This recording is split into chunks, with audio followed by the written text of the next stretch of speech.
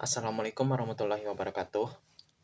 Selamat siang semuanya. Perkenalkan nama saya Afrialdi Cahya Pratama dengan nomor NIM 24042001.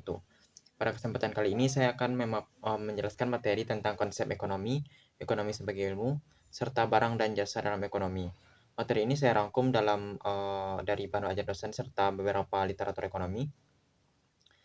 Dan inilah hasil dari uh, rangkuman tersebut. Yang pertama, kita membahas tentang konsep ekonomi. Ekonomi pada dasarnya lahir karena adanya kebutuhan manusia yang tidak terbatas, sementara sumber daya itu masih bersifat terbatas. Manusia memiliki needs atau kebutuhan pokok serta wants atau keinginan untuk memenuhi hal tersebut. Jadi manusia melakukan kegiatan ekonomi yang mencakup konsumsi, produksi, dan distribusi.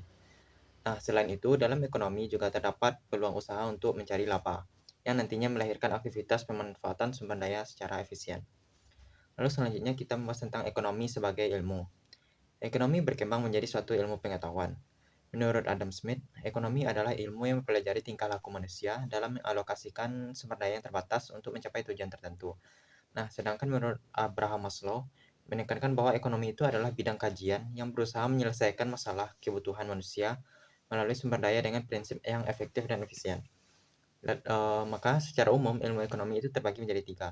Yang pertama ada ekonomi deskriptif yang menggambarkan kondisi nyata seperti jumlah angkatan kerja dan atau struktur ekonomi. Yang kedua ada teori ekonomi yang membahas konsep termasuk seperti ekonomi mikro yang fokus kepada perusahaan dan ekonomi makro itu yang fokus kepada hal yang berbau nasional. Yang ketiga itu ada ekonomi terapan, yaitu penggunaan teori yang berdasarkan bukti empiris untuk memecahkan masalah yang nyata. Lalu selanjutnya kita membahas tentang aliran pemikiran ekonomi. Terdapat perbedaan dasar antara pemikiran klasik dan Keynesian.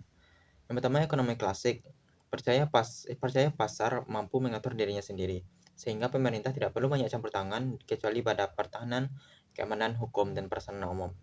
Lalu ada selanjutnya ekonomi Keynesian yang menekankan perlunya campur tangan pemerintah, terutama untuk mengatasi masalah inflasi. Lalu ada pengangguran dan juga pertumbuhan ekonomi. Nah, perdebatan inilah menjadi dasar perbedaan kebijakan ekonomi yang kita kenal hingga saat ini. Selanjutnya yaitu kegiatan ekonomi. Kegiatan ekonomi itu terbagi menjadi tiga hal. Yang pertama ada produksi, yaitu menciptakan atau menambahkan nilai guna barang dan jasa.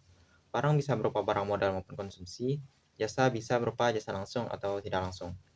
Yang kedua ada distribusi, menyalurkan barang dan jasa dari produsen ke konsumen, bisa melalui jalur langsung maupun perantara.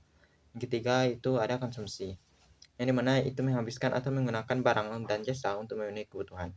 Bisa dilakukan secara langsung atau langsung digunakan atau tidak langsung digunakan melalui proses tertentu. Lalu selanjutnya ada barang dan jasa dalam ekonomi. Dalam ekonomi, barang adalah benda nyata yang dapat digunakan untuk memenuhi kebutuhan. Barang terbagi menjadi beberapa yaitu pertama barang konsumsi langsung digunakan untuk kebutuhan sehari-hari ataupun barang modal digunakan untuk menghasilkan barang lain.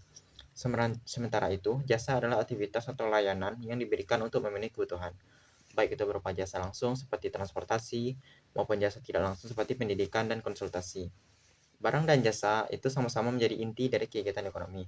Oleh karenanya, kedua hal tersebut menjadi objek utama transaksi antara produsen dan konsumen. Yang terakhir, sebagai kesimpulan, ekonomi muncul karena kebutuhan manusia yang tidak terbatas, sementara sumber daya yang terbatas. Lalu ekonomi itu berkembang sebagai ilmu untuk mengalokasi sumber daya. Kegiatan ekonomi mencakup seperti produksi, distribusi, dan konsumsi.